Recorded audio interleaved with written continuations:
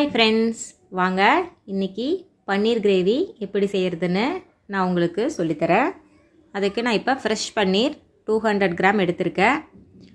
4 பெரிய வெங்காயம் குட்டி குட்டியாக நல்லா சாப் பண்ணி வச்சுக்கோங்க. அதுக்கப்புறம் கொஞ்சமாக இஞ்சி, கொஞ்சம் பூண்டு இந்த அளவுக்கு எடுத்து வச்சுக்கோங்க. இந்த கிரேவி 3 பேர் தாராளமாக சாப்பிட்லாங்க. தக்காளி 3 தக்காளி நல்லா பழுத்ததாக கட் பண்ணி வச்சுக்கோங்க. இப்போ ஒரு பேனில் பன்னீரை ஃப்ரை பண்ணிக்கலாம். ஃபஸ்ட்டு இப்போ பன்னீரை கட் பண்ணி உங்களுக்கு காமிக்கிறேன். எவ்வளோ ஃப்ரெஷ்ஷாக இருக்குன்னு பாருங்கள். நல்லா சாஃப்டாக ஃப்ரெஷ்ஷாக இருந்துச்சு. நீங்கள் பன்னீரை மட்டும் பார்த்து ஃப்ரெஷ்ஷாக இருக்கான்னு வாங்க, ஒன்று புளிச்சிரும். இந்த மாதிரி குட்டி குட்டியாக நம்ம கட் பண்ணிக்கலாம். உங்களுக்கு எவ்வளோ பெரிய சைஸ் வேணுமோ அவ்வளோ பெருசு போட்டுக்கோங்க. ஹோட்டல்லலாம் பெருசு பெருசாக இருக்கும். நம்ம வீட்டுக்குங்கிறதுனால நம்ம குட்டி குட்டியாக போட்டுக்கலாம். சாப்பிட்றதுக்கு நல்லாயிருக்கும். சாஃப்டாகவும் ஜூஸியாகவும் இருக்கும். உள்ளேயும் நல்லா மசாலாஸ்லாம் இறங்கியிருக்குங்க. இந்த மாதிரி எல்லாத்தையும் குட்டி குட்டியாக கட் பண்ணி வாஷ் பண்ணி எடுத்துக்கலாம்.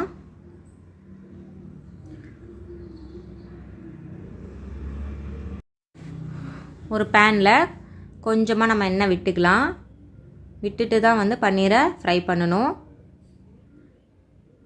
கொஞ்சமாக வரமிளகாத்தூள் போட்டுக்கோங்க. ஒரு 1/4 ஸ்பூன் போல் போட்டுக்கோங்க. போட்டுட்டு கொஞ்சமாக உப்பு ரெண்டையும் போட்டு நல்லா கலந்து விட்டுருங்க.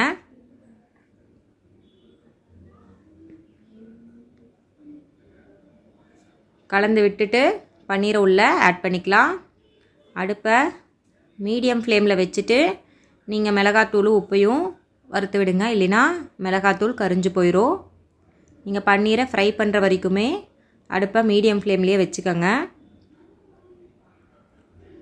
இல்லைன்னா பன்னீர் ஹார்ட் ஆகிடும். ஒரு 1 மினிட் போல் நீங்கள் நல்லா அந்த உப்பு காரத்தோடு பெரட்டி விடுங்க. போதும். ரொம்ப நேரம் நீங்கள் ஃப்ரை பண்ணிங்கன்னா பன்னீர் சாப்பிட்றதுக்கு ஹார்டாக இருக்கும். 1 நிமிஷம் ஆயிடுச்சு. நம்ம இப்போ ஒரு பிளேட்டுக்கு பன்னீரை மட்டும் ட்ரான்ஸ்ஃபர் பண்ணி வச்சிடலாம். பார்த்திங்களா, பன்னீரில் உப்பு காரம்லாம் நல்லா இறங்கியிருக்கும். நம்மளுக்கு சாப்பிடும்போது நல்லா டேஸ்ட் வைஸ் அட்டகாசமாக இருக்கும். ஃபுல்லாக எடுத்து இப்படி ஆற வச்சுருங்க. அதுக்கப்புறம் அந்த எண்ணெயை அப்படியே வச்சுக்கோங்க. வேஸ்ட் பண்ணிட வேணாம். அதிலே நம்ம இப்போ வெட்டி வச்சுருக்கிற பெரிய வெங்காயம் இருக்குல்ல, அதை உள்ளே ஆட் பண்ணி வதக்கிக்கலாங்க. 4 பெரிய வெங்காயம் வெட்டி வச்சுருக்கேன்னு சொன்னேன்ல, அதில் பாதி அளவு மட்டும் நம்ம போட்டு இப்போ மசாலா ரெடி பண்ணிக்கலாம். அதே மாதிரி தக்காளியும் 3 தக்காளியில் பாதி தக்காளி மட்டும் போட்டு வதக்கிக்கலாம். வெங்காயம் நல்லா வதங்கினதுக்கப்புறம் தக்காளி ஆட் பண்ணிக்கோங்க. ஆட் பண்ணிவிட்டு கொஞ்சமாக சால்ட் ஆட் பண்ணிக்கோங்க. உப்பு போடுற அளவு பார்த்துக்கோங்க. பன்னீருக்கு கொஞ்சம் போட்டோம், இப்போ வதக்கிறதுக்கு கொஞ்சம் போட்டிருக்கோம். அதுக்கப்புறம் திருப்பியும் இன்னொரு வாட்டி மசாலாவுக்கு கொஞ்சம் போடுவோம். வெங்காயம் தக்காளி வதங்கினதுக்கப்புறம் திருப்பி ஒரு 1/2 ஸ்பூன் போல் வரமிளகாத்தூள் ஆட் பண்ணிக்கோங்க. அப்புறம் ஒரு 1/2 கை அளவு முந்திரி. இந்த முந்திரி தாங்க இந்த கிரேவிக்கே நல்லா ரிச் டேஸ்ட் கொடுக்கும். நல்லா க்ரீமியாக இருக்கும். 1/2 கை அளவு முந்திரி போட்டு அதிலே வதக்கியாச்சு. கடைசியாக நம்ம ஒரு 1/2 ஸ்பூன் கசகசா ஆட் பண்ணிக்கலாங்க. எல்லாத்தையும் ஒன்றோட ஒன்று மிக்ஸ் பண்ணிவிட்டு ஆற வச்சு நம்ம அரைச்சிக்கலாம். பாருங்கள், தக்காளி வெங்காயம் எல்லாம் நல்லா வதங்கிடுச்சு. அது கூட முந்திரியும் கசகசாம் போட்டு வதக்கி ஆற வச்சுருங்க. ஆற வச்சு நல்லா மையம் அரைச்சிக்கலாம். இப்போ அதே பேனில் ஒரு ஸ்பூன் போல் எண்ணெய் விட்டுட்டு 1 கிராம்பு, 1 ஏலக்காய், 1 பட்டை ஃப்ளேவருக்காக போட்டுக்கோங்க. போட்டுட்டு 1 நிமிஷம் கழித்து நம்ம வெட்டி வச்சுருக்கிற வெங்காயம் மீதி இருக்குல்லங்க, அது ஃபுல்லாத்தையும் உள்ளே ஆட் பண்ணிக்கலாம். வெங்காயத்தை நல்லா வதக்கிக்கோங்க எண்ணெயிலேயே. சொல்கிற இன்க்ரீடியன்ட்ஸ் அளவுகள் மாறாமல் செய்யுங்க. ஹோட்டலில் சாப்பிட்ற மாதிரியே நல்லா டேஸ்ட்டாக இருக்கும். வதங்கினதுக்கப்புறமா நான் 3 துண்டு சின்ன சின்ன துண்டாக இஞ்சி, ஒரு 10 பல் போல் பூண்டு குட்டி குட்டியாக தான் இருக்கும். அதை காமிச்சன்ல ஃபஸ்ட்டே, அதை வந்து நம்ம அரைச்சி உள்ளே சேர்த்திக்கலாம். அதுக்கப்புறம் இந்த பேஸ்ட்டை சேர்த்திக்கலாம். இப்போ இஞ்சி பூண்டு பேஸ்ட்டு நான் சேர்த்திருக்கேன். இல்லை நீங்கள் பேஸ்ட்டாக வச்சுருந்திங்கன்னா 1 ஸ்பூன் போட்டுக்கோங்க. 1 ஸ்பூன் இஞ்சி பூண்டு பேஸ்ட் போட்டு நல்லா அந்த எண்ணெயிலே வதக்கி விட்டுருங்க. அதுக்கப்புறம் நம்ம ஒரு மசாலா ரெடி பண்ணி வச்சுருந்தோம்ல, அதையும் மிக்ஸி பவுலில் போட்டு நல்லா மையம் அரைச்சி சேர்த்திக்கலாம்.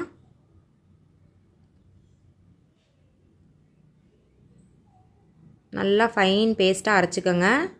தண்ணி விடாமல் அரைச்சிட்டு அதுக்கப்புறம் கொஞ்சமாக தண்ணி விட்டு அரைச்சிக்கோங்க. அப்போ தான் முந்திரி நல்லா அரைப்படும். இப்போ வெங்காயம், இஞ்சி பூண்டு பேஸ்ட்டு எல்லாம் நல்லா வதங்கினதுக்கப்புறம், பச்சை வாடை போனதுக்கப்புறம் நம்ம மீதி வச்சுருக்கிற தக்காளியும் ஆட் பண்ணிக்கலாம். ஆட் பண்ணிவிட்டு இப்போ தக்காளி வதங்கிறதுக்கு கொஞ்சம் உப்பு போட்டிருக்கோம்.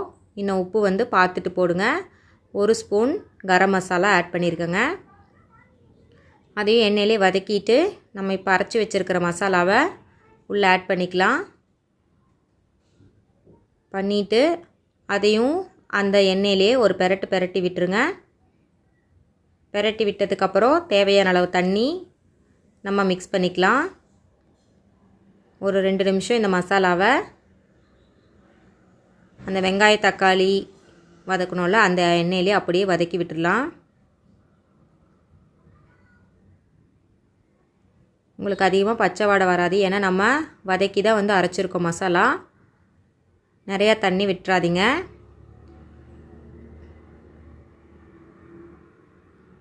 பாருங்கள், அந்த மிக்ஸி பவுலில் ஒரு பவுல் நிறைய விட்டால் போதும். விட்டு நல்லா கொதிக்க விடுங்க. ஒரு 10 நிமிஷத்தில் நம்மளுக்கு கிரேவி ரெடி ஆயிரும். எல்லாம் சுண்டி வர ஸ்டேஜில் நம்ம ஃபஸ்ட்டே ஃப்ரை பண்ணி வச்சுருந்த பன்னீரை உள்ளே சேர்த்திக்கலாம். பன்னீர் போட்டோடனே ஒரு நிமிஷம் மட்டும் கொதிக்க வச்சுட்டு அடுப்பை ஆஃப் பண்ணிடுங்க.